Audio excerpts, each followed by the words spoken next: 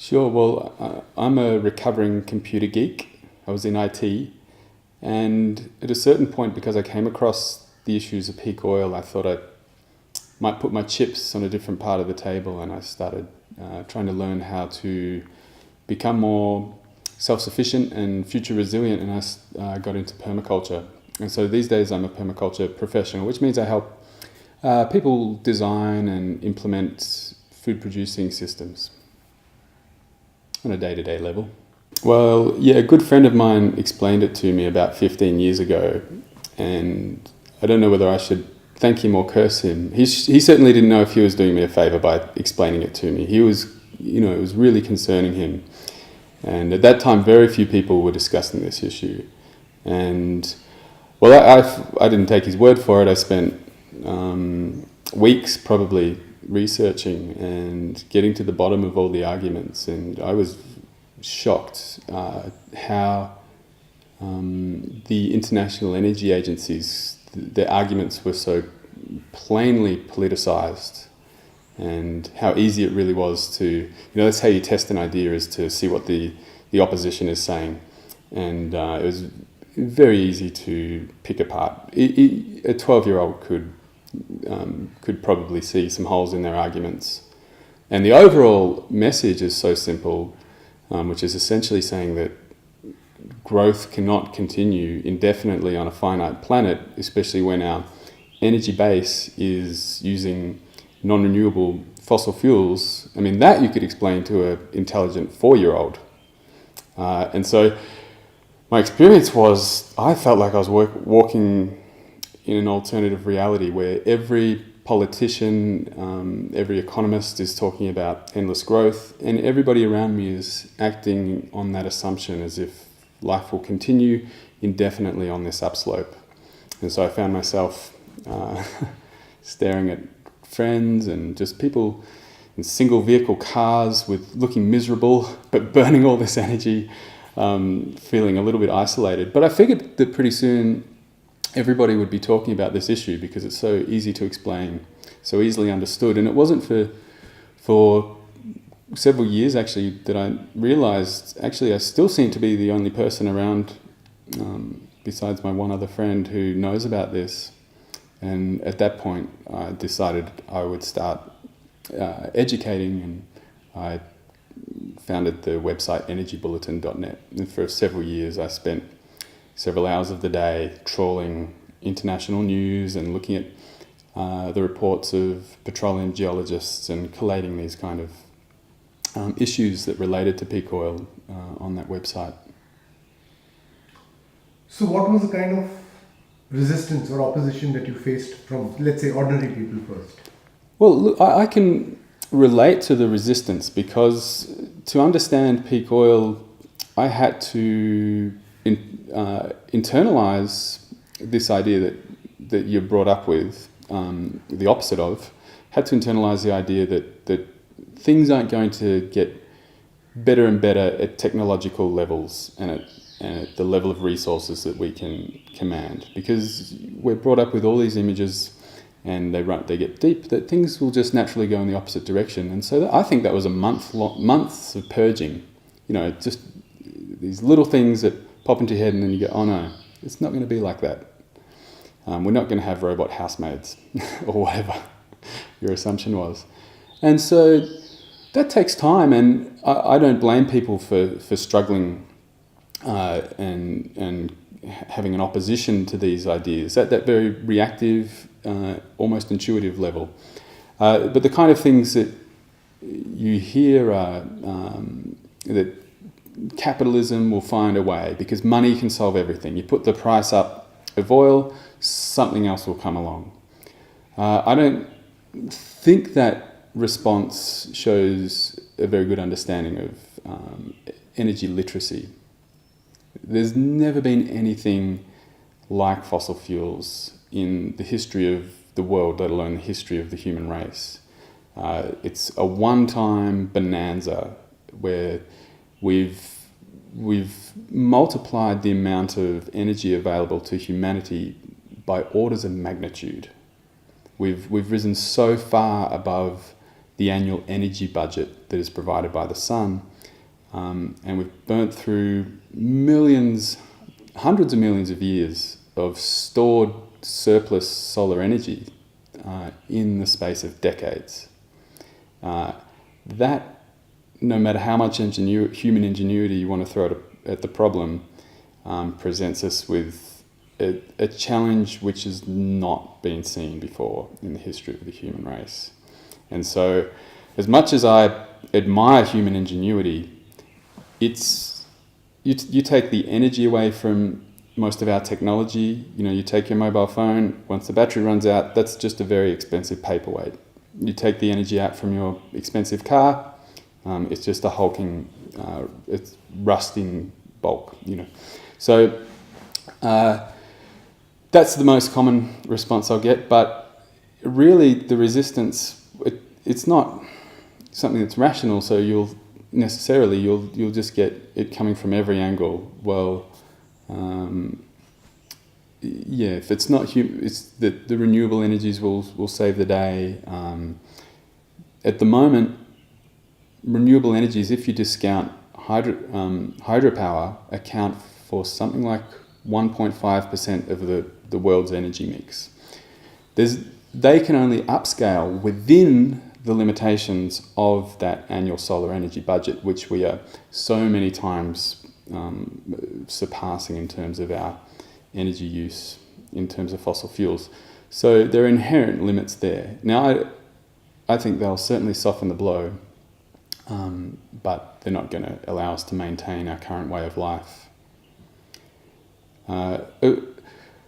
Of course, a lot of people also say, well, if this is true, this is like such huge news, why aren't we being told about it? Therefore, there must be something wrong with your argument.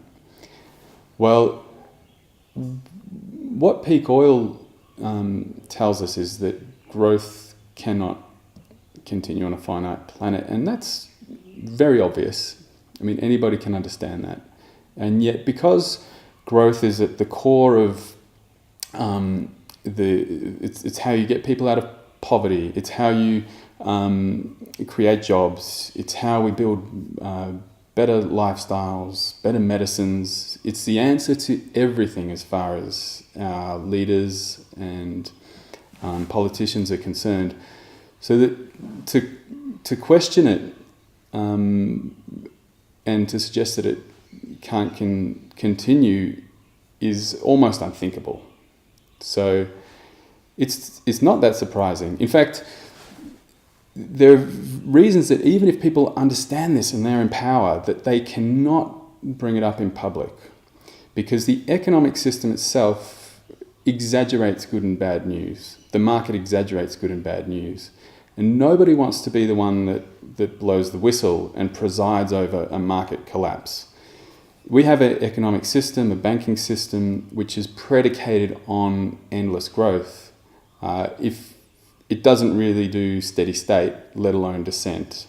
You get feedback loops, and recession will turn into depression potentially as we go over the cliff, or the energy descent, with our current financial system. So nobody, even if we understand that it can't continue, most people in power would rather just, even if it was just postpone the inevitable for a few years or a decade, they will do everything they can to present a rosy picture. And I think that's the reason why the international energy agencies have been so reluctant to tell the truth on this issue. Well, as we've discovered in recent years, money has a certain amount of symbolic value that can be blown up into bubbles and popped again, just with euphoria on the one hand and fear and panic on the other. So money, it can be a symbol of value, but it's a very loose one. Energy, on the other hand, is a physical fundamental. And if you like, you could see it as a currency used by nature. It's what flows through ecosystems. And if you watch the energy flowing through cities or civilizations of our own economy, that's actually an incredibly useful way of figuring out what's going on in the world and how these systems work. And because we've had, at least in the affluent parts of the world, several generations where we've had unprecedented amounts of energy at our disposal, we've actually lost what would have been fairly intuitive understandings of indigenous peoples and peasants peoples who had to live within the annual solar energy budget, and energy was more scarce. So we've actually lost energy literacy. We can learn it a bit again using the scientific principles of thermodynamics that we've figured out. And to do that, you start to... It's an incredible lens on the world through which you can read everything from geopolitics to how a cell works. And it's part of an education that needs to happen for people to really understand the predicament we're in. Essentially, without energy, nothing happens. Literally nothing happens. And with energy, a hell of a lot happens. And this unprecedented one-time drawdown of the fossil fuels that we've done has created all the wonders of the world. We've got people to the moon. We've spread McDonald's restaurants to every corner of the globe. Some of these things are fantastic. Some of them are destructive. But all that activity was fueled by the fossil fuels. And the most significant of them all has been oil. So it's absolutely inevitable that as we go over the peak of energy, that the amount of activity in the world will reduce. That means, some of the extreme things like flying apples from England to South Africa to give them a polish and then flying them back again, that's not going to happen anymore. Fortunately, there's a fair bit of fat in the system, if you like, that is fairly useless use of energy that we can get rid of fairly on. But that process has to keep continuing, and to the point where a lot of the things that we take for granted it might be harder to do. But that said, this extraordinary period of the industrial era hasn't been without its casualties. And in the West, you see unprecedented levels of depression and suburban isolation and loneliness, a whole new range of diseases that come from having too much energy in your food and not enough nutrients, so your diabetes and cancer. The loss of connection to nature and to community. So people are, even before the energy crunch hits, are starting to try and find ways to reduce those and reverse those trends. So we're going to be forced to. So there is the chance that some positives will come out of this process of getting us back in touch with nature and community and the things that really are the fundamentals of what make people happy. That's a very good question. Certainly the peak oil movement was begun by oil geologists and scientists. Yet en masse, it's fair to say that scientists either don't understand this issue or don't feel confident to be the person to speak out in public on it. My suspicion is that most scientists have such an innate faith in technological progress that it's not something that really gets on their radar that often. But of course there are some great ones out there. Tom Murphy, his Do the Maths blog is an excellent introduction to peak oil and the quantitative analyses of the various renewable energy proposals by a physicist. But you're right, it's not something which, but you could say from across the board, there's really very little said on what is one of the big two issues of this era, the one that, along with climate change, tells the narrative of where we are today. So you could look at any of the world's crises, be it topsoil loss, dead zones in the ocean, social breakdown, genetic engineering, if they're concerned, all these things, and many of them, if you track them, follow almost an exponential curve of growth. Over the last 150 years, we see this increasing damage environmentally. And you could take any of those and feel overwhelmed and depressed. And then you go, oh, but then there's this other issue. And then there's this other issue. And they all seem to be following this single trend. Underneath it all is the fact that energy base has gone up in lockstep with all those issues, with overpopulation, with groundwater depletion, with fertilizer use and topsoil loss. All these issues, they've risen in lockstep with energy. So I find it empowering, at least, to know that the only reason they could have got so bad is because our energy base increased enough for humans to have the power to do that to the planet. And as we go over the energy peak and come down the other side, some of those trends, at least, will naturally reverse. Others we're going to have to work at. Sadly, before the fossil fuel era, the world was a more fertile place and the climate was more stable. Through using fossil fuels, we've actually lost a lot of topsoil out into the oceans. Every time you see a river running brown, that's the loss of very precious, very hard to build, fertile topsoil. And that used to be the energy basis for man before the fossil fuels came along in the form of hunter-gathering, forestry and agriculture. It all depended on this soil and this fertility base. And we also needed fresh water supplies. Well, we've damaged those as well. As we come down the other side of the energy curve, we're going to have to once again depend more on those natural forms of fertility for our energy sources. We'll be depending on photosynthesis once again.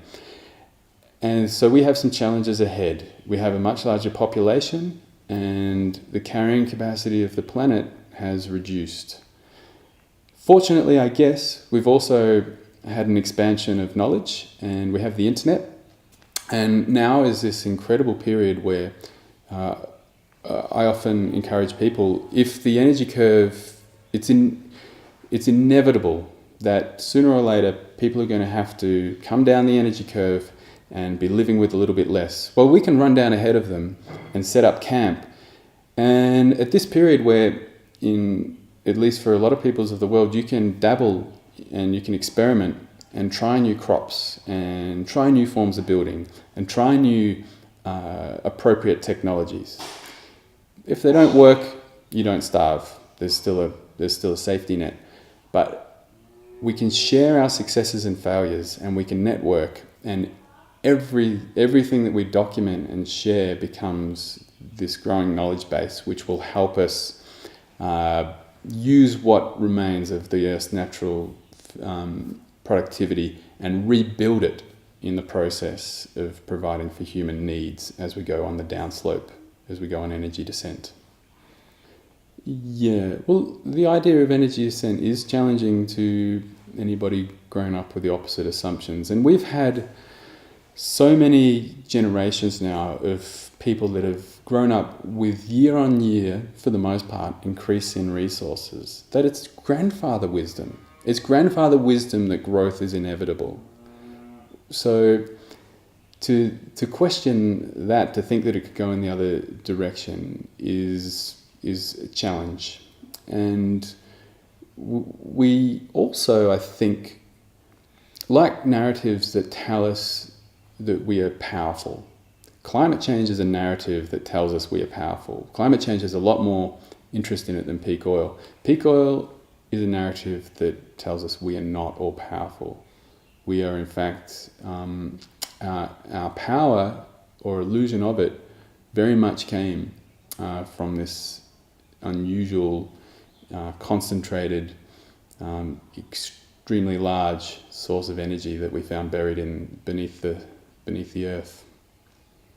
So after I found out about peak oil, I spent a few years reading about it and learning more about the issues surrounding it. But ultimately it got to a point where I felt like I'd done my dues in that realm, and it was time to start learning how to actually make some physical changes in the world and that help us in the right direction, that prepare us for energy descent.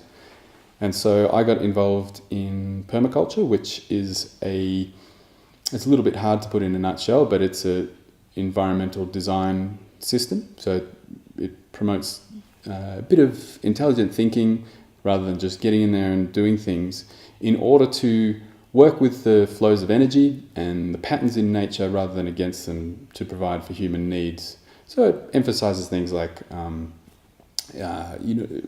producing for human needs in farm systems, having a lot of diversity, which creates resilience, trying to find ways to see any element, such as a fruit tree, let's say, is not just a single thing that has one purpose, like produce fruit, but it might also provide shade for a house, provide mulch for a veggie garden, provide a climbing frame for a creeper, be integrated in any number of ways into a functional system. And so our tendency in order to increase productivity in the industrial area has been the opposite, to separate things and to focus on monocultures, sometimes of the paddock and sometimes of the mind. Permaculture is about reversing that flow and trying to find elegant solutions that can both provide for human needs through this kind of thinking, while actually improving and regenerating landscapes. We'd like to think that we can enmesh ourselves as humans back into functional ecosystems that will improve topsoil, improve hydrology, create oxygen and sequester carbon, all while creating healthy, happy lives.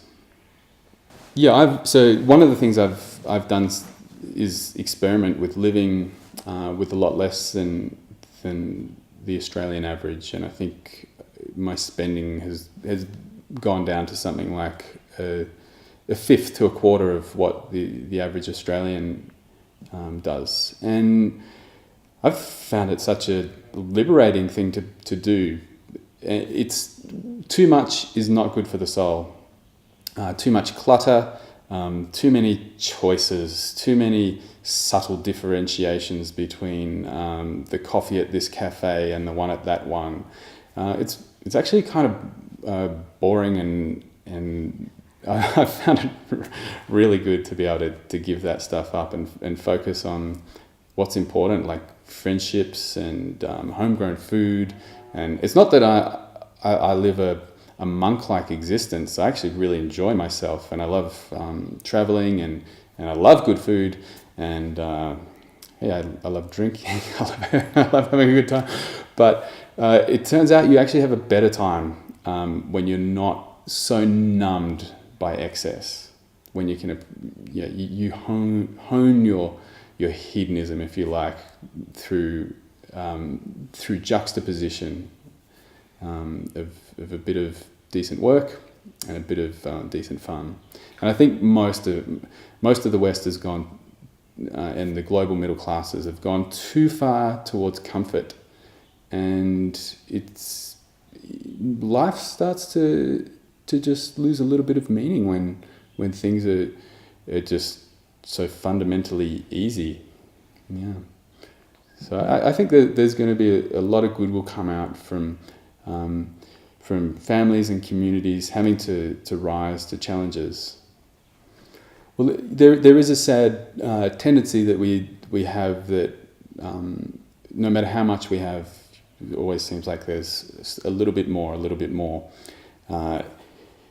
There is a movement in the US and Australia and elsewhere, and possibly here in India, to re-minimalize and simplify, and you see it in people's eyes when they do that they're just a little bit more alive.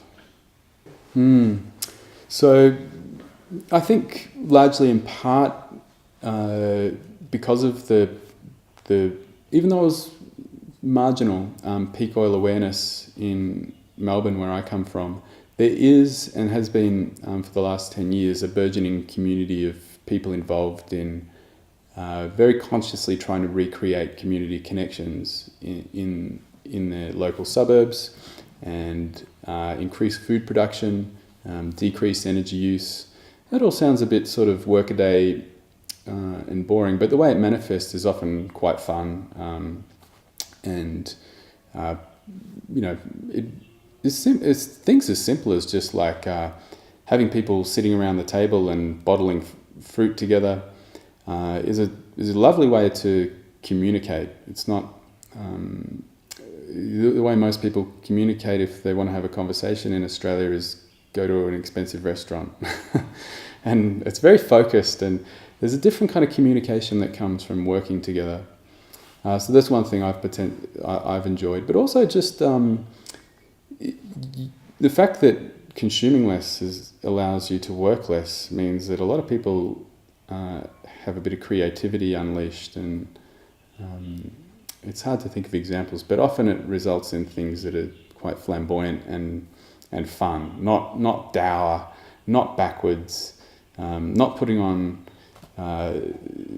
dressing in old rags. It's about having more time to create local culture, music, themed parties that, whatever it is, and it's not about waiting around in mud and looking miserable all the time. Well, I think since the 1970s, the growth in energy supply has not kept up with the growth of the money supply. And in order to not have inflation, once you get that disconnect, more money than there is real world goods, a whole lot of things have had to be drawn into the economy, and that has meant that the household economy, which used to be unmonetized, is one of the things that has been a great loser. So you pay for childcare, you buy these bottled tomatoes in the shop which say branded Grandma's Own or something, mass produced, and everything from haircuts to entertainment, it's all been monetized, and we've lost those skills of even telling a good story. There's had to be cultural propaganda, if you like, to make that stuff seem backwards. Well, it's time, and we're going to have to, with less energy, to be able to do these things at the mass scale. We have to bring the household economy back, and unfortunately for those that have been caught up by this propaganda, it may feel like a regressive step, but I think we'll find if we can overcome those hurdles, if we can see it for what it is. And one of the things that's really important is that if we are forced to reduce our energy use and our consumption, that if people understand peak oil, that it's an inevitability, and if we can help create positive images of how life was, and things aren't going to go back to exactly how they were, so how things will be and could be, that can help people see it in a positive light, and what could be manipulated by politicians, because when the economy is going bad and people can't afford to do these things, that can lead to scapegoating and extreme politics. But if we can see, oh no, things aren't necessarily that bad. In fact, a lot of things went wrong on the upslope that we can redress and and improve upon and recreate on the downslope, and that will be a positive experience, and then that will create a foundation which of happier people, less easier to manipulate, and will help us go down the downslope with a great deal of dignity and good times.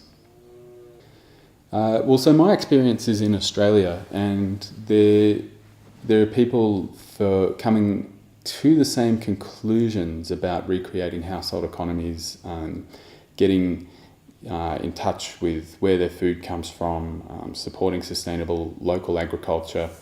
There's been a huge emergence in recent years of basic crafts like knitting and sewing, carpentry, the things called men's sheds. So there's been this natural, I think partially it just comes from the middle class experiment not proving itself to be all that fantastic at a social level, and people getting isolated and depressed and wanting something. And part of it comes from environmental awareness. But all these things are converging, and it doesn't matter whether people are doing it for their lifestyle and for their happiness, or they're doing it for because they understand energy descent or environmental problems. It's happening, and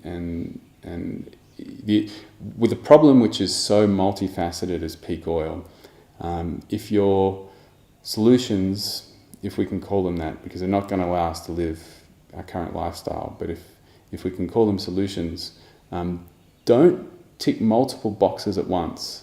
You know, if you think you have an engineering solution, normally that can create as many problems as the one issue it sets out to solve. But this changing of the culture, this relocalization of economies, this rebuilding of household economies, it seems to tick so many boxes in terms of human welfare, environmental issues, and dealing with energy descent, that it's an absolute inevitability that it will happen. But the sooner we can make it happen, and the more fun we can make it appear and be, the better. No, in India, actually, we're just going the other way. We already have it. Yeah. So it's like you're dismantling what you've got. Yes. And then we are going to start to fix it. Yes. So in India, for the most part, you have such a healthier, unmonetized economy than Australia does. And it would be an absolute tragedy to see that dismantled just as the clock is about to strike midnight on the fossil fuel era. Well, I think a very important question is that in an era of growing energy, wealth disparities can continue because everyone has the promise of more. If that promise starts to get taken away, there is the issue of social unrest becoming more at the forefront. So, and it does become, it's not a moral issue whether people are going to be able to, should be able to have a middle class lifestyle. They won't be able to, and that goes for much of the current middle class as well. And that, to manage that on the downslope is going to require a certain amount of wealth redistribution potentially, so that those people at the bottom aren't suffering unduly. And that will be good for everybody, because the social unrest will be the worst possible outcome. Yeah. So that brings this other thing. One of the other things that we notice is the immense amount of social unrest that's happening in the first world. What you see in Europe, in Portugal, Spain, all these places, Greece, are actually signs of winding down. Yeah. But they're not being seen as signs of that. They're being seen signs of only malgovernance. Mm-hmm. So everybody has basically been promised some version in the last few decades, locally adapted, of the American dream. A place of your own, a nice lawn, and new appliances every few years. And when that starts to prove not to be true, there's going to be unrest, and the finger may in many cases be rightfully pointed to mismanagement and greed. But ultimately, that no matter how much of that there is or there isn't, the promise is not going to be fulfilled. It's going to go in the opposite direction. And if people don't understand that, what you're going to see is a succession of governments, whether they're left-wing or right-wing, and they'll probably get pushed to further and further extremes, each one lasting a term, conditions getting worse, and this polarization of society. We have to understand that it's inevitable not to forgive mismanagement and greed, but that and we should fight that even more strongly in the circumstances where there is less to go around, and try and come up with better solutions. But if we don't understand that the fundamentals are there, that this amount of affluence is not possible indefinitely, then it's going to lead to dysfunctional politics, scapegoating, and a seesaw ride of political extremes. Yes, and the cancer cell may begin with something approaching exponential growth, but it has a finite resource in the human body, and so its growth will slow down and peak, and it will destroy its host. So I think your analogy is very apt.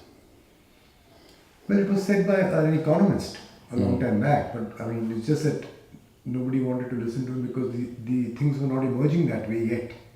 So it's easier for me to say it because we can see that emerging, Yeah, well, I'm surprised to hear you say that an economist provided a critique of exponential growth, because it does seem to be a blind spot in their psyche. So Professor Albert Bartlett, the physics professor, has famously said that the inability to understand exponential growth is the greatest shortcoming of the human race.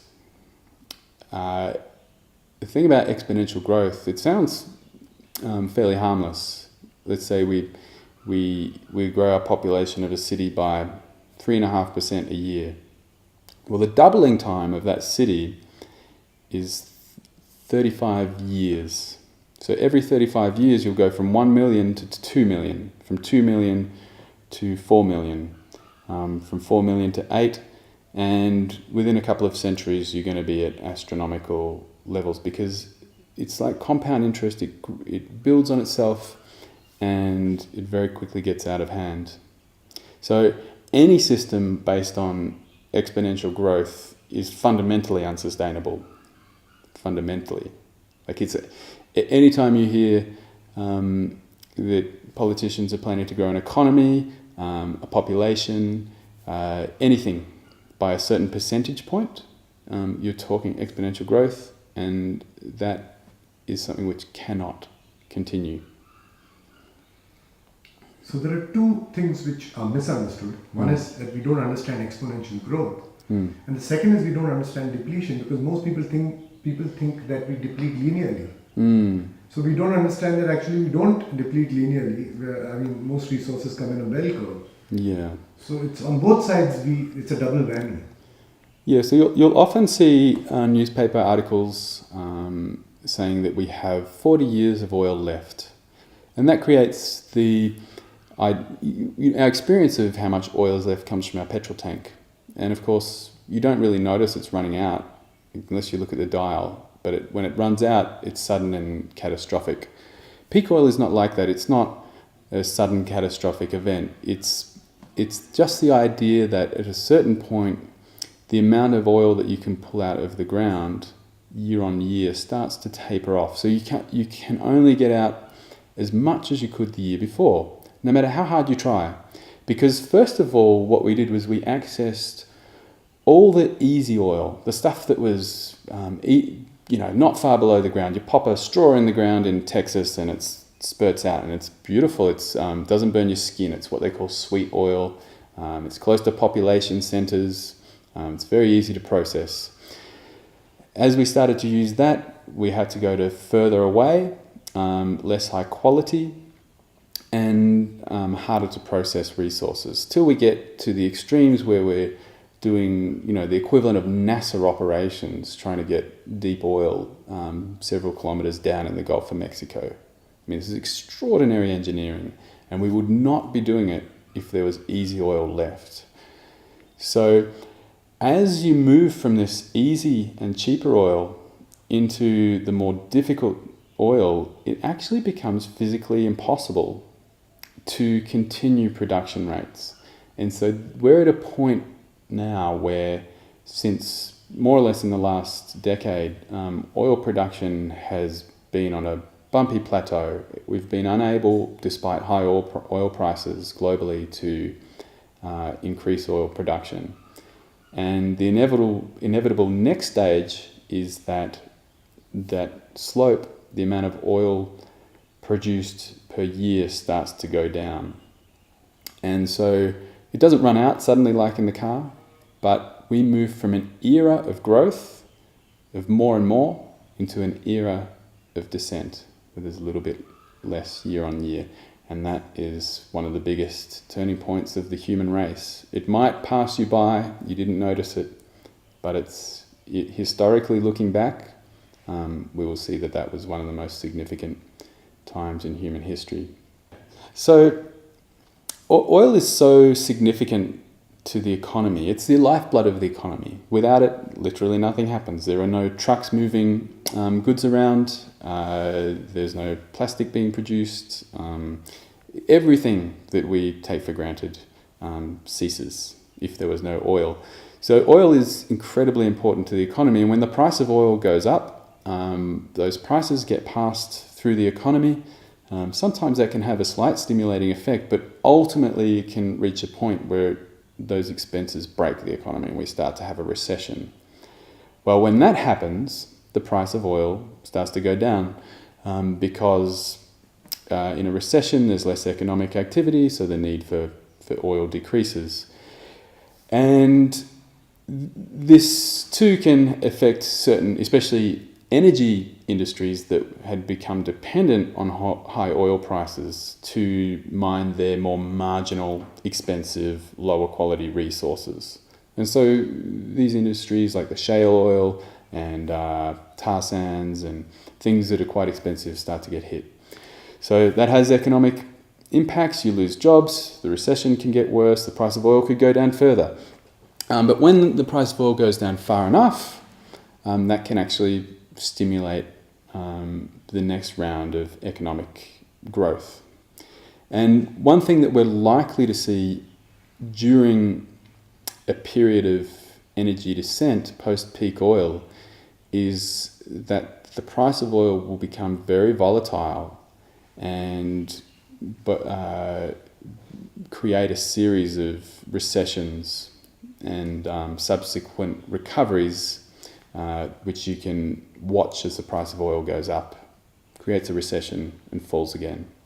Yeah, and of course each time the economy bounces back in this scenario, it bounces back to a slightly lower level of activity because we are going down the slope of the energy curve.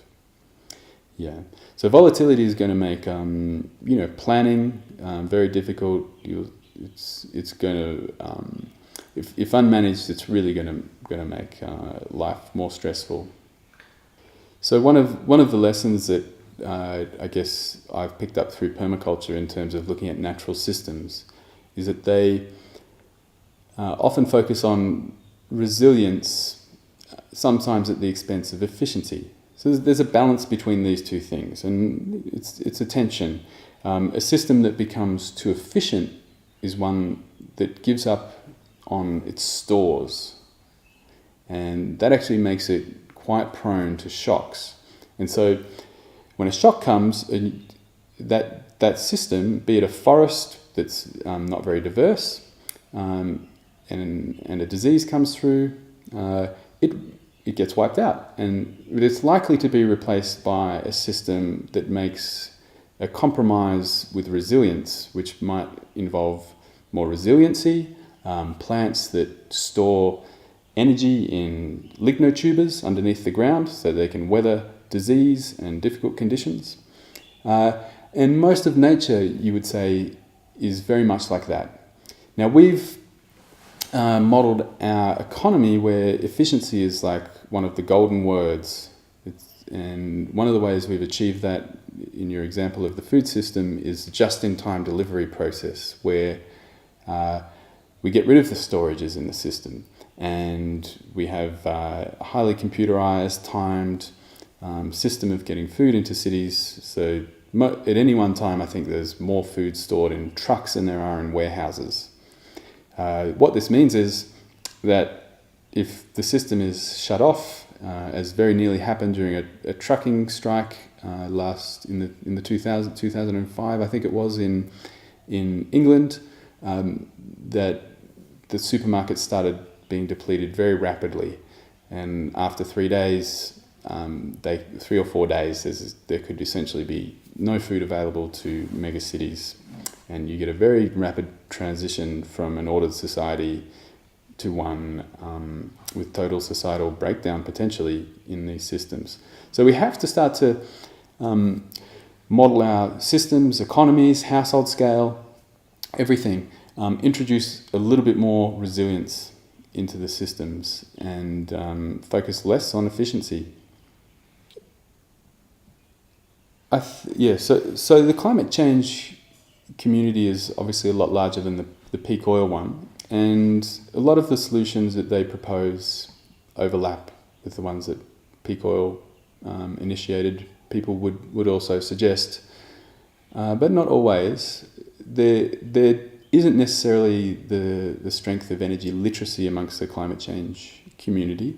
So some of the solutions that may sometimes be offered, like certain types of biofuels, may actually prove to be more damaging and produce more emissions than if we just use the oil directly. Because if you look at it from the perspective of energy return on energy invested, and you see the tractors and the planes spraying pesticides and the incredible amount of processing to turn human quality food like corn into ethanol, it's really an environmental and an energetic disaster. So sometimes the solutions promoted by some climate change people seem a little bit off the mark just for that lack of energy literacy.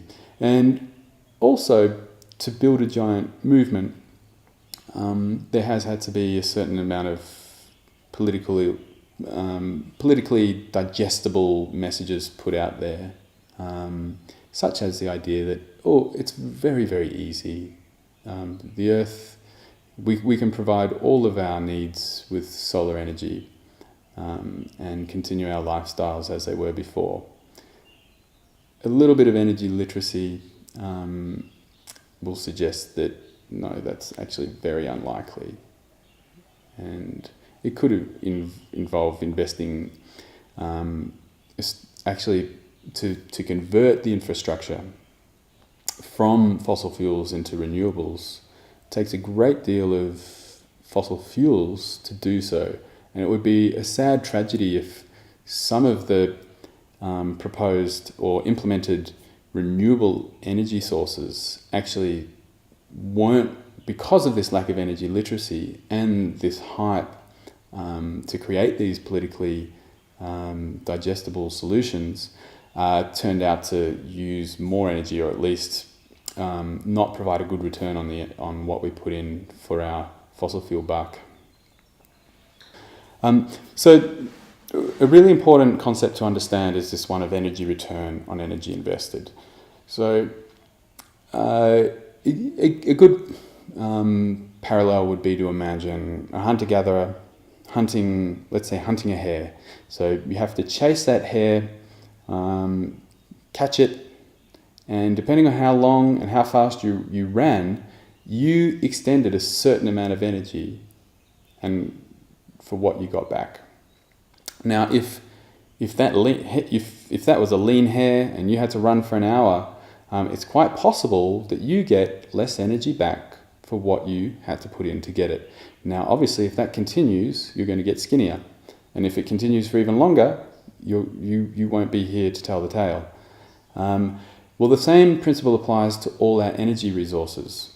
Traditionally, oil, we use the example of popping a hole in the ground in Texas, for every 1 barrel of oil that you invested into the drilling and processing of that oil, you would get at least 100 barrels back. As the fossil fuel industry has matured and we've had to move towards more marginal resources, that ratio has got smaller. And so these days it's probably more like you get 10 barrels of oil back or less for every 1 barrel of oil that you have to invest to procure it. Now, the same principle also applies to the renewable energy sector. And certain renewables have better energy return on energy invested ratios than others. Fossil fuels in many forms is very marginal. Tar sands is very marginal. You may have to, some put their guesstimate is you have to put 2 barrels of oil in to get 3 back. So this is only just giving us an energy return. So this is a principle which we should be applying and questioning along with the scalability of a renewable resource. We want to know what is its energy return on energy invested. So with renewable energies, because a lot of them are subsidized, and this may be financially, but also energetically with fossil fuels, and it's actually quite difficult to do whole system studies on how much energy goes into producing something like a solar panel, which involves resources from all around the world, and also involves a whole industry of scientists and their physical needs. It depends how far you want to take it back, but then they've got accountants who eat and go on holidays. And all these people and all these resources fan out into creating this one object. We probably won't know. Now, I believe that solar PVs over their lifetime do return a reasonable energy return on energy invested, but the accounting of that is so complicated that we actually won't know until the fossil fuel era starts to withdraw, or we start to not have fossil fuels to support their production. Once we're using solar energy to support a solar economy, then we'll have some idea. But for instance, David Pimentel, the scientist, challenged the ethanol producers in the US to use ethanol rather than fossil fuels to fuel their own distillation efforts, which are quite energy intensive, and no one's doing it yet. So oil is the most energy dense source of energy that we have, and it also happens to be liquid.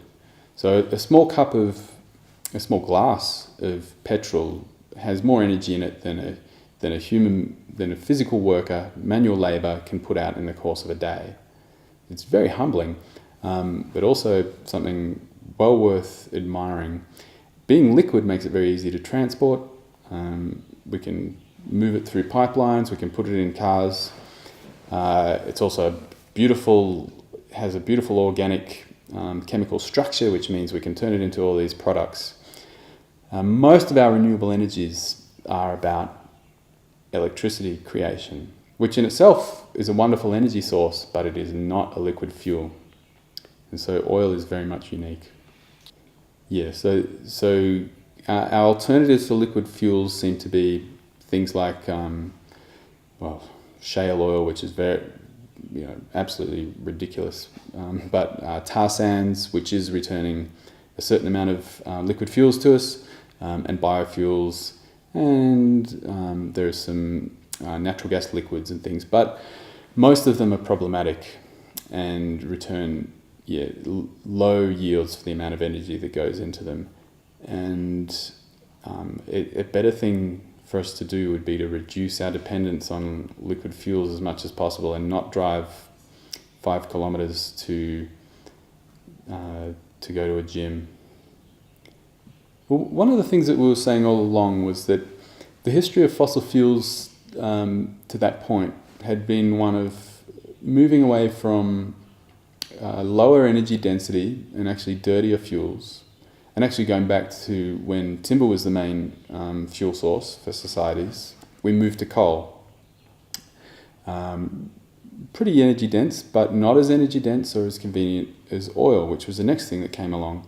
And then we've introduced more recently natural gas, which is a cleaner fuel again. And what we said that would happen is that on the downslope of the peak oil curve, we're going to see a movement in the opposite direction towards things like fracking and tar sands and dirtier forms of coal like lignite, because that's desperate times call for desperate measures, and we're seeing precisely that. That said, I think a few of us were taken by surprise by the amount of capital that went into shale oil and the hype and the scale of the industry and how quickly it developed. But it's a very diffuse energy source that has very rapid depletion rates. So at the very most, all it can do is delay the inevitable, and not by that much. So it's unfortunate that it's caused people to take their eyes off the fundamental that energy depletion is very real, and we got to get ready for it. Yeah, I don't think so. It's the depletion rates and the amount of infrastructure that has to go into these things it suggests that it's a pretty short window of productivity that we have. Yeah, so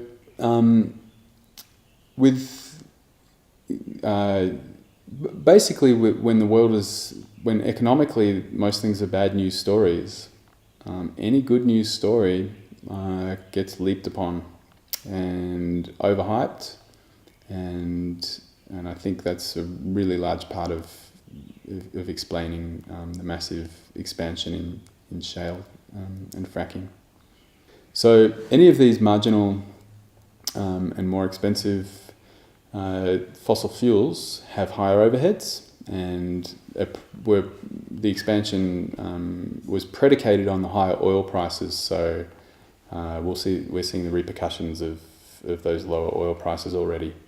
And yes, and especially if it is backed up by so much speculative money, you can see that turn on its heels pretty quickly once the mood shifts.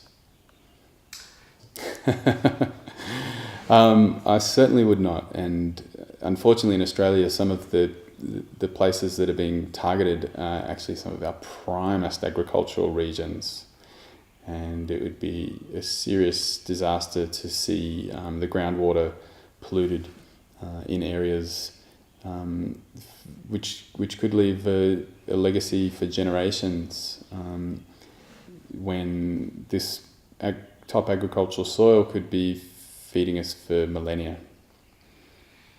Yes, so the big word there is externalities, and so much of corporate profit depends on being able to push the expenses of their business into environmental waste, and sometimes into destroying social capital. And yeah, it's very keeping an eye on the GDP as some kind of indicator of our society's health is a very misguided thing to do. Might be one small part of the puzzle, but in some cases it can even tell the opposite story. Some of the happiest places in the world are considered basket cases from a GDP perspective, because they still have non-monetized economies and healthy community relationships, and the ability to take care of themselves, and that resilience that comes from the skills of being able to draw your resources within, the annual solar energy budget of the earth, or in their local patch of it, by relying on the renewable forests and agriculture systems.